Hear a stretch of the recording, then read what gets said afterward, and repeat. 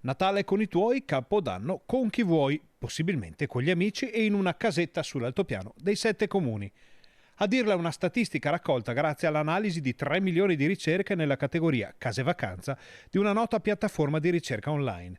E se Capodanno risulta essere la parola chiave più utilizzata nelle ricerche degli ultimi 2 mesi per la categoria, la montagna sembra essere la destinazione prediletta di moltissime persone anche al di fuori dei confini regionali. Nella top 10 delle località d'altura più ricercate sul web risulta infatti al secondo posto nazionale Asiago, unico riferimento veneto in questa particolare classifica. Al primo posto c'è Roccaraso in Abruzzo, poi arrivano aree blasonate come Cervinia, la Val di Fassa e Bormio. La tipologia più cercata nella piattaforma online è quella dell'abitazione o della casa indipendente, mentre gli appartamenti vengono al secondo posto. Baite, casali, chalet e simili sono presenti nella casistica e confermano la voglia di indipendenza in questi giorni di festa.